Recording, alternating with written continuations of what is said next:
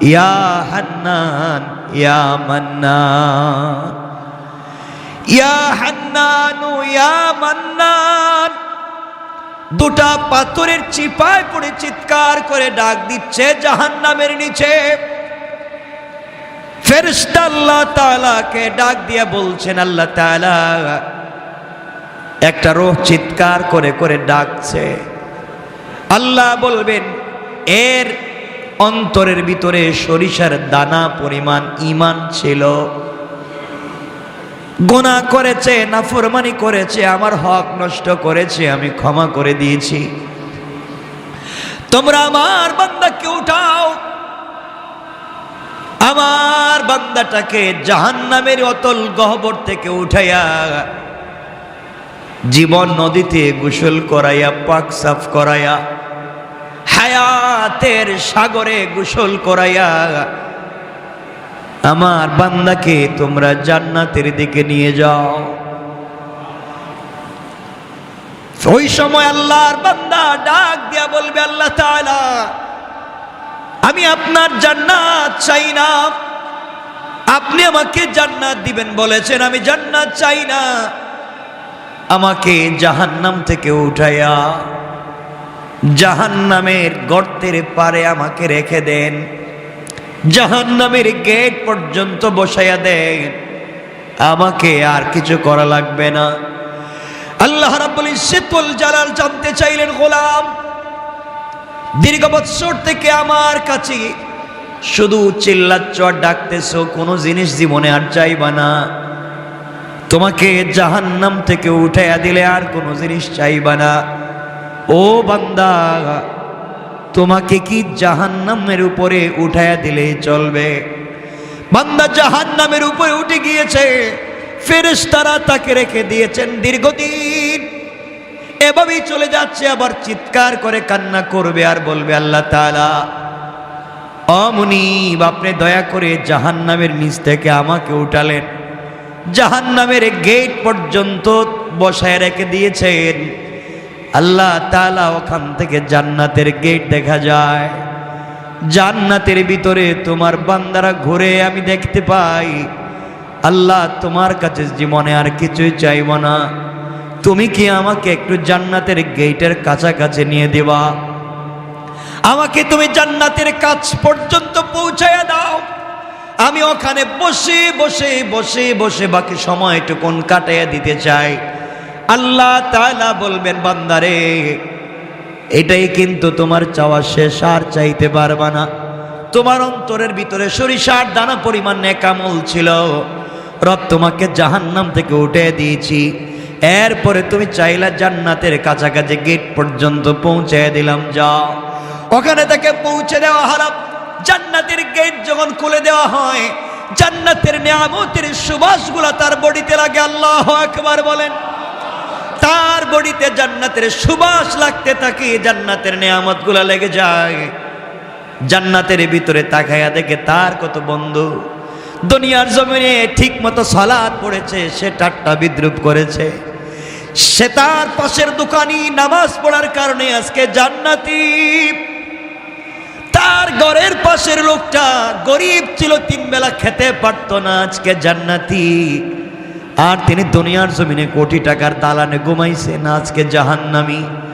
তাকাইয়া দেখতেছে কত গরিব মানুষ জান্নাতে ঘুরে, তার সহপাঠী কত বিজনেসম্যান জান্নাতে ঘুরে, সে জাহান্নাম থেকে উঠে আসছে, জান্নাতের গেটে বসে বসে কান্দে। আল্লাহ রাব্বুল ইজ্জত ওয়াল জালাল ডাক দিয়া বলছেন, বান্দা এবার কান্না করো, ব্যাপার কি? গোলাম ডাক দিয়া বলছে, আল্লাহ তাআলা আমি কান্না করি শুধু আপনার জন্যে, আমার জন্যে কান্না করো কেন? আয় আল্লাহ তাআলা এই জন্যে কান্না করি, আমি তো গুনাহগার, আপনার নাম তো আজিজুল গফফার। আয় আল্লাহ তাআলা আপনি আমাকে জাহান্নাম থেকে উঠিয়ে দিয়েছেন, জান্নাতের গেট পর্যন্ত পৌঁছে দিয়েছেন। আয় আল্লাহ তাআলা এত কিছু আপনি আমাকে করে দিয়েছেন, আমি জীবনে আর কোনো জিনিস চাইব না। আল্লাহ রাব্বুল ইজ্জত ওয়াল জালাল বলছেন, তুমি তো বারবার বলছো চাইবা না, আবার চাও।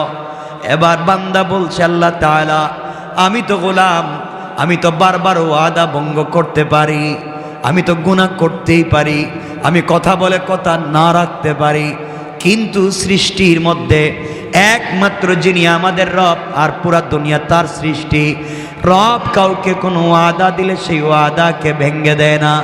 আল্লাহ, জান্নাত কত সুন্দর দেখা যায়, তোমার কাছে আমি জান্নাত চাই না, জান্নাতে বসবাস করার কথাও বলি না, আমাকে একটাবার জান্নাতের ভিতরে দেখবার সুযোগ দাও, আমি জান্নাতের ভিতরে যাব, জান্নাত দেখে কথা দিলাম, ওয়াদা দিলাম বের হয়ে আসবো, যদি বের না হতে চাই আপনি ঘাট ধরে আমাকে বের করে দিবেন, আমাকে একটাবার ভিতরে ঢুকবার সুযোগ দেন। আল্লাহ বললেন, বান্দারে এবারই কথা শেষ কর। আল্লাহ, আমিও তোমার কসম খেয়ে বললাম এবারই কথা শেষ। সুবহানাল্লাহ বলবেন। আল্লাহ বলেন এবারই কথা শেষ, আর কোনো জিনিস চাইতে পারবে না, ঢুকলেই বের হওয়া লাগবে। বান্দা বলছে, আল্লাহ আমিও কথা দিলাম, এবার কথা বলা শেষ, আর কোনো দিন চাইব না। আল্লাহ তাআলা বললেন, যাও তুমি জান্নাত দেখে আসো। বান্দা জান্নাতের ভিতরে যখন প্রবেশ করেছে, দৌড়াতে শুরু করেছে, দৌড়ায়, থামেন। আল্লাহ বলেন, বান্দা থামো না কেন? তোমাকে না বলছিলাম তুমি টাইম শেষ হয়ে গেলে বের হয়ে যাবা? ও বান্দা, বের না হয়ে তুমি জান্নাতের ভিতরে দৌড়াও কেন? এবার বান্দা দাঁড়িয়ে গিয়েছে আর ডাক দিয়ে বলছে, আল্লাহ আপনার সঙ্গে আমি কিছু কথা বলতে চাই। আল্লাহ বললেন, কি কথা বলতে চাও বলো। আল্লাহ তাআলার কাছে বান্দা বলছে, আল্লাহ আপনার কাছে আমি জানতে চাই, আপনি যদি কাউকে কোনো জিনিস দান করেন তাহলে আপনি কি কোনোদিন ফিরিয়ে নিতে পারেন? আপনার কি কোনো জিনিসের কমতি আছে নাকি? আপনি কি এমন আল্লাহ, আপনি কি কাউকে কিছু দিলে ফিরে আনেন? দুনিয়ার মানুষ কিছু দিলে ফিরিয়ে নিতে পারে, খোঁটা দিতে পারে, আপনি তো এমন আল্লাহ না, কাউকে কোনো জিনিস দিলে ফিরিয়ে নিতে পারেন না। আপনি কোরআনে কারিমের ভিতরে বলেছেন, কাউকে যদি আপনি জান্নাতে প্রবেশ করান আর জীবনে বের করবেন না, আমাকে যেহেতু ঢুকাইয়া দিয়েছেন, আপনি কেমনে আমাকে বের করতে চান? তাহলে তো ওয়াদা ঠিক থাকবে না। আল্লাহ রাব্বুল ইজ্জতুল জালালের রহমতের সাগরে জোশ উঠে গিয়েছে। আল্লাহ বললেন, বান্দা তোমাকে বের করতে চাই না, তুমি বলো কেমন জান্নাত চাও, যেই জান্নাত চোখে দেখা যায় তার চাইতে 10 গুণ বড় জান্নাত তোমাকে দিতে চাই। আমি বুঝাতে চাইলাম, দুনিয়ার জমিনে আপনি যত অন্যায় করেন না, ফরমানি করেন, রব চাইলে ক্ষমা করে দিয়ে জান্নাত দিতে পারে। কিন্তু আল্লাহ বলেছেন, বান্দা দুইটা গুনাহ যদি কোনোভাবে করো আমি ক্ষমা করব না। 2 গুনাহ করলে আল্লাহ তাআলা বলেছেন ক্ষমা করবেন না, বাকি সব তিনি ক্ষমা করে দিতে পারেন। 1 নাম্বার গুনাহ হলো বান্দার হক। বান্দার হক যদি আপনি নষ্ট করেন, বান্দাকে যদি আপনি কোনোভাবে কষ্ট দেন, লেনদেন করেন, টাকা পয়সা মেরে খান, জায়গা জমিতে ভুলভাল দলিল করেন, কারো জায়গায় ইচ্ছা মতো দখল করেন, মানুষকে কষ্ট দেন, মানুষের রাস্তা বন্ধ করেন, সারাদিন চিন্তায় থাকেন কেমনে মানুষকে কষ্ট দিবেন, সারাদিন পরামর্শ করেন কেমনে অমুককে তমুককে কষ্ট দেওয়া যায়। দুনিয়ার জমিনে কোনোভাবে যদি আপনার কাছ থেকে সরিষার দানা পরিমাণ কোন বনি আদম কষ্ট পায়, আল্লাহ তাআলা বলছেন আমি ক্ষমা করব না। এই বিচার আমার কাছে নাই, সে বদলা যদি নিতে চায়, সে ক্ষমা না করা পর্যন্ত আমি তোমাকে ক্ষমা করব না। ও বান্দা, তুমি যদি 1000 কোটি টাকা দান করো, শত শত মসজিদ বানাইয়া দেও, 1000 বার আমার ঘর তওয়াফ করতে যাও, আর সরিষার দানে পরিমাণ বান্দার হক থাকে, আমি কিন্তু ক্ষমা করতে পারবো না। সুতরাং দুনিয়ার জমিন থেকে জান্নাত পর্যন্ত যেতে হলে 1 নম্বরে বান্দার হক থেকে নিজেকে বাঁচিয়ে রাখতে হবে। কথা বলেন না কেন? বান্দার হক নষ্ট করা যাবে না, বান্দাকে কোনোভাবে কষ্ট দেওয়া যাবে না, মানুষকে কোনোভাবে কষ্ট দেওয়া যাবে না, টাকা খায়া গ্রামের বিচার করা যাবে না, জায়গা জমি দখল করা যাবে না, ভাই বোনকে ঠকানো যাবে না, মা বাপকে ঠকানো যাবে না, স্ত্রী সন্তানকে ঠকানো যাবে না, আত্মীয় স্বজনকে ঠকানো যাবে না। যার যে হক আছে হক আপনি পৌঁছে দিবেন। কারো উপকার করতে না পারেন, ক্ষতি করতে যাবেন না, কারণ বান্দা আল্লাহ তাআলা বলে দিয়েছেন, বান্দার যখন হক নষ্ট করা হয়, যে হক নষ্ট করে তার নাম জালেম। যার হক নষ্ট হয় তার নাম মাজলুম। আর আল্লাহ রাব্বুল ইজ্জত ওয়াল জালাল বলে দিয়েছেন, কিয়ামতের দিন কোন জালেমের দিকে আমি তাকাবো না, কোন জালেমের কথাও শুনবো না, আর মাজলুম যে হবে তার হিসাব নিব না, বিনা হিসাবে জান্নাত দিতে চাই। সুবহানাল্লাহ, জোরে বলেন। এই জন্য দুনিয়ার জমিনে চলার পথে আমরা যদি ঠকে যাই, কেউ যদি আমাদেরকে কষ্ট দিয়ে থাকে, আমাদের হক নষ্ট করে থাকে, আমাদের জায়গা জমি দখল করে থাকে, আমাদের টাকা পয়সা মেরে খেয়ে থাকে, আমাদেরকে কষ্ট দিয়ে থাকে, সুযোগ থাকলে ক্ষমা করে দিবেন, হয়তো আল্লাহ আপনাকে বড় করে দিবেন। কিয়ামতের দিন হয়তো আপনি তাকে ক্ষমা করবেন না। আপনাকে যদি কেউ কষ্ট দেয় আর আপনি যদি মাজলুম হয়ে যান, গভীর রাত্রে হাত উঠে চুপ থেকে পানি ছেড়ে দেন। আল্লাহ রাব্বুল ইজ্জত ওয়াল জালাল বলেছেন, কোন জিনিস দিয়া আমার তখত তৌসকে, আমার আরশে আজিমকে কাঁপানো যায় না, কিন্তু মাজলুমের চোখ থেকে এক ফোঁটা পানি পড়ে গেলে আমার পুরা আরশ যেন কেঁপে যায়। এই জন্য এক নম্বর, কোনোভাবে কোনো কৌশলে কোনোভাবে বান্দার হক নষ্ট করা যাবে না। যার যত হক আছে, যার যত প্রাপ্য আছে তাকে পৌঁছে দেওয়া লাগবে ইনশাআল্লাহ। সবাই বললেন না? যার যে প্রাপ্য আছে পৌঁছে দিবেন, হক নষ্ট করবেন না। আপনি বড় মানুষ, আপনি এলাকার বড় মানুষ, আপনি বাড়ির বড় ভাই, আপনি জায়গা জমি নিজের নামে নামজারি করালেন, প্রিন্ট করালেন, দলিল করলেন, বুয়া বানালেন, আপনি জায়গা জমি দখল করলেন, সব বাড়িতে থাকবে, সব দুনিয়ায় থাকবে, আপনাকে কিয়ামতের দিন হিসাব দেওয়া লাগবে। এই জন্যে এগুলা সব ভুলে যান, মানুষকে কষ্ট দেওয়া যাবে না। আজকাল গ্রামগঞ্জে দেখবেন মানুষকে, বা ঢাকা শহরেও দেখবেন মানুষকে যারা কষ্ট দেয়, মানুষের হক যারা মেরে খায়, ইন্তেকালের সময় কিন্তু তাদের বহুত কষ্ট হয়। কথা বলো, এটা বহুত কষ্ট। মানুষের হক নষ্ট করলে মরার সময় কষ্ট হবে। তাহলে এক নাম্বার, বান্দার হক নষ্ট করা যাবে, বলেন না যাবে। দুই নাম্বার, শিরিক করা যাবে। আল্লাহ রাব্বুল ইজ্জত ওয়াল জালাল বলেছেন, ইন্নাহু মাইয়ুশরিক বিল্লাহ ফাকাদ হারামাল্লাহু আলাইহিল জান্নাহ ওয়া মাওয়াহুন নার। আল্লাহ রাব্বুল ইজ্জত ওয়াল জালাল বলে দিয়েছেন, যারা আমি আল্লাহর সঙ্গে শরীক করলো, হারামাল্লাহু আলাইহিল জান্নাহ, তার জন্য জান্নাত একেবারে হারাম। ওয়া মাওয়াহুন নার, তার অরিজিনাল ঠিকানা জাহান্নাম। ওয়া মা লিয-যালিমিনা মিন আনসার, কিয়ামতের দিনে কেউ তাকে সাহায্য করতে পারবে না। তাহলে বোঝা গেল, শিরিক করলে অরিজিনাল ঠিকানা জাহান্নাম, পাবলিকের হক মেরে খাইলে অরিজিনাল ঠিকানা, বলেন কেউ মাফ দিবে? কেউ মাফ করাবে? আল্লাহ মাফ দিবেন? শিরিক মাফ হবে না।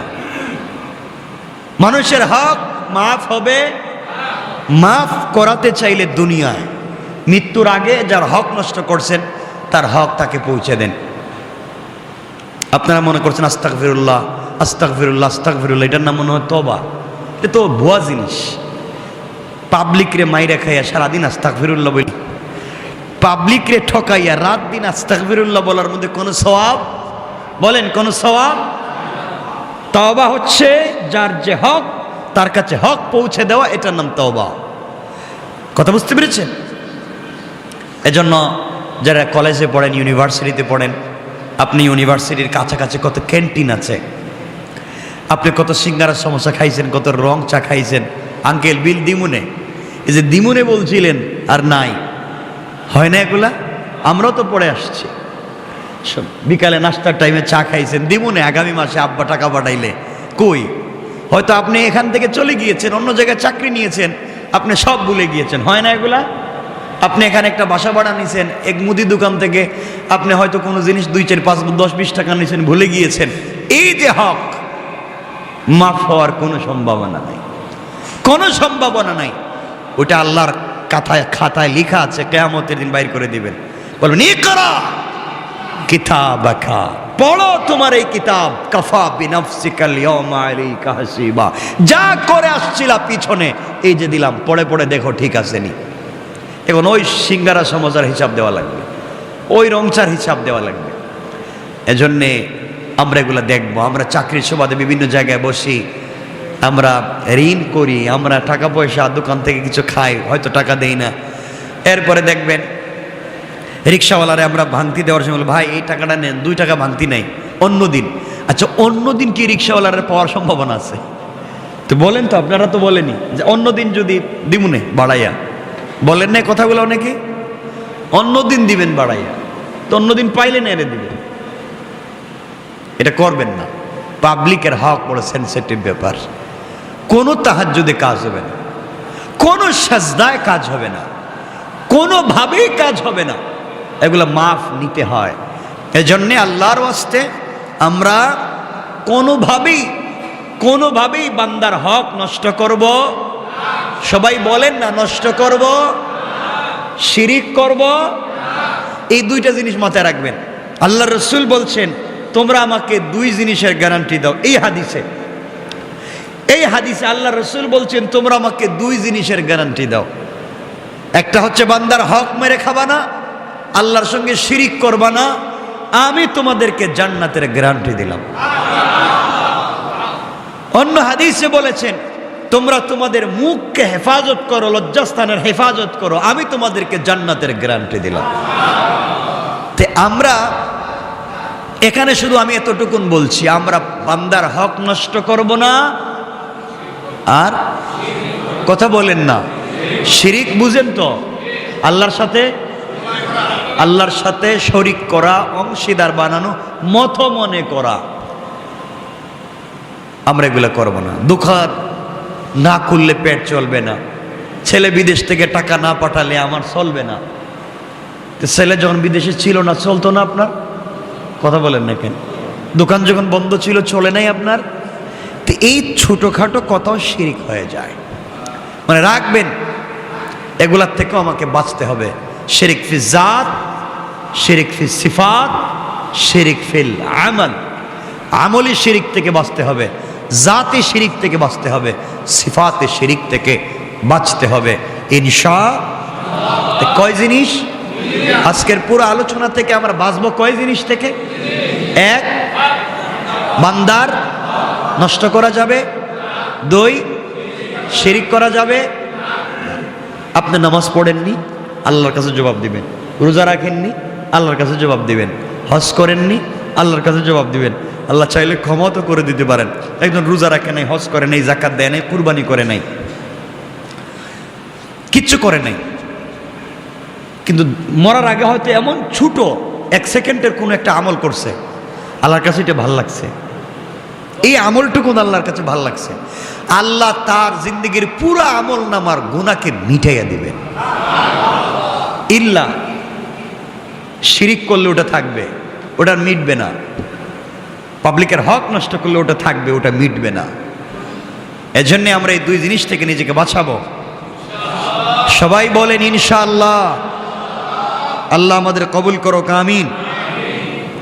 হযরত নূহ আলাইহিস সালাম আল্লাহর কাছে বলতে চাইলেন, আল্লাহ আমিও তোমার কাছে চাই, আমার উম্মতেরা যারা এত কিছু করবার পরে, এত ভালোবাসা, এত দোয়া, এত নসিহত, এত উত্তম ব্যবহার, এত দিন তাদেরকে এতদিন ওয়াজ নসিহত, এত কিছুর পরেও ভালো লাইনে আসে নাই, এরপরে আমারে খুঁচায়, মাফ করে দিলাম, আপনারে গালি দেয়, আপনারে মারতে চায়, আপনার বিরুদ্ধে যুদ্ধ করতে চায়, রাত দিন শিরিক করে, একজন আর একজনকে ঠকায়, তাদের কাছে শিরিকও আছে, বান্দার হকও নষ্ট করার জিনিস আছে।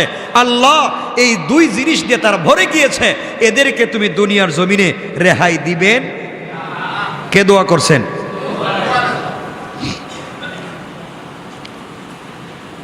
আল্লাহ বলছেন কি হয়েছে? আমার সাথে শিরিক করছে, বান্দার হক নষ্ট করছে, এদেরকে আমি মেরে ফেলে দিব। তুমি এই কথা বলছো কেন? এদেরকে বাঁচায় রাখলে সমস্যা কি? কে বলছেন? নূহ আলাইহিস সালামকে বলছেন। আল্লাহর পয়গম্বর নূহ আলাইহিস সালাম জবাব দিতে লাগলেন,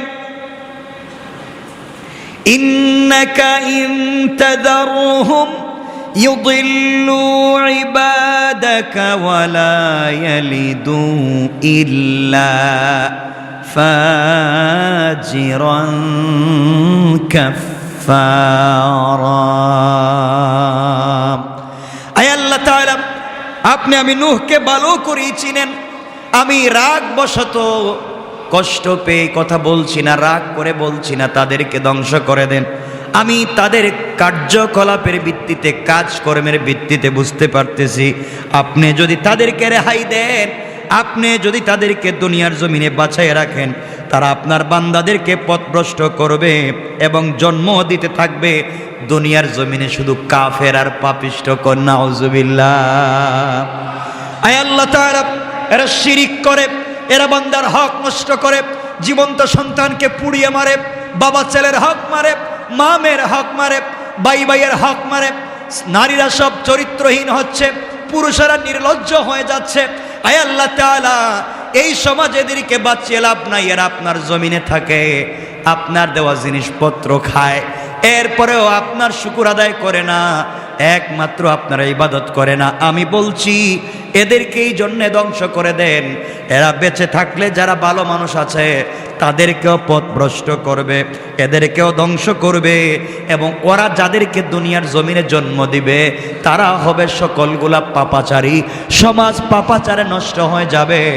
আপনার সৃষ্টি সমাজ নষ্ট করতে চাই না, এই জন্যই খারাপ লোকগুলাকে ধ্বংস করে দেয়।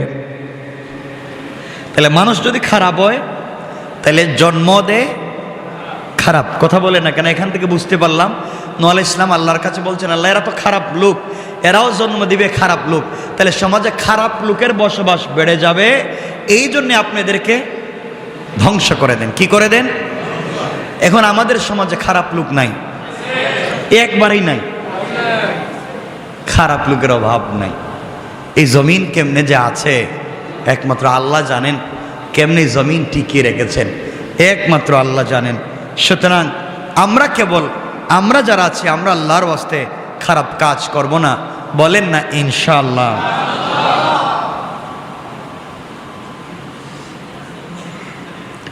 এরপরে হযরত নূহ আলাইহিস সালাম বলছেন, আল্লাহ আমি যে বললাম সবগুলারে ধ্বংস করে দেন, তাই বলে যদি একবারে ভালো মানুষের ধ্বংস করতে শুরু করেন, আমি যে বলছি সবগুলারে মাইরে ফেলাম, এখন যদি এর ভিতর দিয়ে ভালো মানুষও বিপদে পড়ে যায় তাইলে তো ঝামেলা। হযরত নূহ আলাইহিস সালাম আবার আল্লাহর কাছে দোয়া করলেন। আল্লাহর কাছে দোয়া করে বলছেন, আল্লাহ তাআলা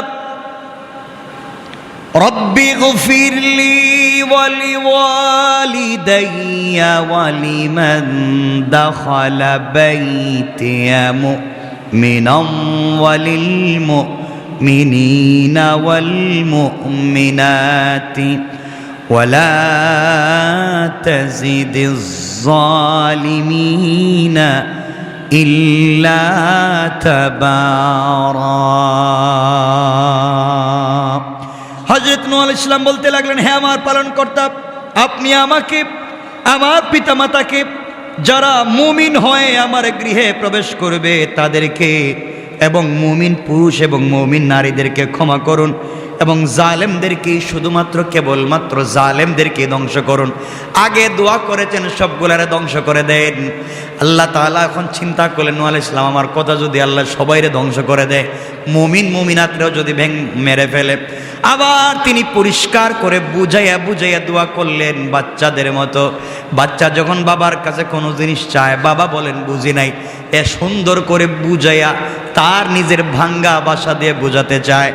আল্লাহ রাব্বুল ইজ্জতুল জালালকে এবার নূহ আলাইহিস সালাম বুঝালেন, হে আমার পালনকর্তা রব্বি, হে আমার পালনকর্তা, আমি বলতে চাইলাম আপনি আমাকে, আমার পিতামাতাকে, যারা মুমিন হয়ে আমার গৃহে প্রবেশ করবে তাদেরকে, আমার ছেলে মুমিন হয়ে আমার গৃহে প্রবেশ করতে পারে নাই, তাকে বাঁচাবার কথা আমি বলছি না, যারা মুমিন হয়ে আমার গৃহে আসবে আপনি তাদেরকে বাঁচান। এখান থেকে নূহ আলাইহিস সালাম বুঝাতে চাইলেন ঘরের ভিতরে যারা মুমিন থাকবে না, নিজের ঘরে বসবাস করবে, নিজের প্লেটে খাইবে, নিজের টেবিলে খাইবে, এক ঘরে ঘুমাবে, এক বিছানায় থাকবে, কিন্তু মুমিন হবে না। নূহ আলাইহিস সালাম তাদের পক্ষে আছেন। তাহলে বুঝাতে চাইলেন আল্লাহ তাআলা, ওয়ালিমান দাখালা বাইতিয়া মুমিনা, যারা আমার ঘরে মুমিন হয়ে প্রবেশ করবে তাদেরকে বাঁচান। আল্লাহ আপনি আমাকে, আল্লাহ তাআলা আপনি আমাকে, আমার মা বাপকে, যারা মুমিন হয়ে আমার গৃহে প্রবেশ করবে তাদেরকে, এবং মুমিন পুরুষ মুমিন নারীদেরকে আপনি ক্ষমা করে দেন, আর ধ্বংস করেন শুধু ওয়ালা তাজিদিজ জালিমিনা ইল্লা তাবারা। আয় আল্লাহ, ধ্বংস যদি করে দিতে হয় একমাত্র জালেমদেরকে কেবল ধ্বংস করে দেন, বলেন নাউজুবিল্লাহ। তাহলে আমরা আলোচনার শুরুতে বলছিলাম, যদি কেউ জালেম হয়ে যায় আল্লাহ বলছেন তাদের সাথে কোনো সম্পর্ক কিয়ামতের দিন নাই। নূহ আলাইহিস সালাম এখানে দোয়া করতেছেন, আল্লাহ ধ্বংসই যদি করতে হয় সব জালেমরে ধ্বংস করো। আমরাও দোয়া করি, আল্লাহ ধ্বংসই যদি করতে হয় যারা আমাদের গৃহে মুমিন হয়ে ঢুকবে, যারা মুমিন মুমিনাত হয়ে সমাজে বসবাস করবে, আল্লাহ তুমি তাদেরকে বাঁচাইয়া রাখো, জান্নাত তাদেরকে ওয়াজিব করো, আর দুনিয়া যারা জালেম হবে তুমি ধ্বংস করো। ঠিক না? আমিন বলেন সবাই, আমিন বলেন। আমরাও জালেম থেকে বেঁচে থাকতে চাই, আল্লাহ আমাদেরকে হেফাজত করুক, বলেন আমিন। এটা হচ্ছে সূরা নূহের শেষ আয়াতগুলোর অনুবাদ। এরপর থেকে আল্লাহ তাআলা সূরা জিন শুরু করবেন, কুল উহিয়া ইলাইয়া বলে আল্লাহ তাআলা আর একটা সূরা শুরু করতে যাচ্ছেন। এখানে অনেকগুলো লম্বা চৌড়া কথা আছে, আমরা সবগুলা কথায় যেতে পারবো না। সুতরাং আসুন, এখন আপনারা আমাকে বলতে পারেন, আমাদের সময় কমে গিয়েছে, আপনারা আমাকে বলতে পারেন হুজুর ঠিক আছে, আমরা মানলাম যে আমরা তো অনেক সময় পাবলিকের হক নষ্ট করে ফেলেছি, আমরা হয়তো কার দোকান থেকে 2-4 টাকা খাইছি, টাকা দিতে পারি নাই, হয়তো 502 টাকা বিল হয়েছে, 500 টাকা দিছি, বলছে আরেকদিন এসে 2 টাকা দিয়ে যাব, হয় না এগুলা? আর যাইও নাই, দেইও নাই, গেছি হয়তো মনে নাই, এগুলা কি হয়? এখন আমরা এগুলোর থেকে বাঁচবো কেমনে? সব ভুলে গিয়েছি, যার কাছ থেকে আনছি হয়তো সে মরে গিয়েছে, অথবা আমি এলাকা ছেড়ে দিয়েছি, অথবা তার আত্মীয় স্বজনকে চিনি না। আমি তো এই হক থেকে বাঁচতে চাই, আমি তো এই হক থেকে বাঁচতে চাই। এখন আপনি আমি কি করব বলেন তো? কেমনে বাঁচবো? আল্লাহ রব্বুল ইজ্জত ওয়াল জালাল বলছেন, বান্দা যদি তার সন্তান থাকে, তার ব্লাড সম্পর্কের কেউ থাকে, তার কাছে ক্ষমা চাও, সে যেন ক্ষমা করে, আর তার গুরুস্থানে গিয়ে ক্ষমা চাও, সে যেন ক্ষমা করে। আর যদি মনে করো ক্ষমা হচ্ছে না, তবে তুমি যেই পরিমাণ টাকা, যেই পরিমাণ সম্পদ একজনের তোমার কাছে আছে, ওই পরিমাণ তুমি সাদাকায়ে জারিয়া করে দাও, আল্লাহর রাস্তায় তুমি দান করে দাও। আল্লাহর রাস্তায় যদি তুমি দান করে দিতে পারো, ওই সম্পত্তি সাদাকা হতে কিয়ামত পর্যন্ত সওয়াব বাড়তে বাড়তে বাড়তে বাড়তে বিশাল উহুদ পাহাড় পরিমাণ হয়ে যাবে। কিয়ামতের দিন ওই বান্দা দেখবে এত সওয়াব, আল্লাহকে বলবে, আল্লাহ এই সওয়াব তো আমি করি নাই, এত সওয়াব কোথায় পেলাম?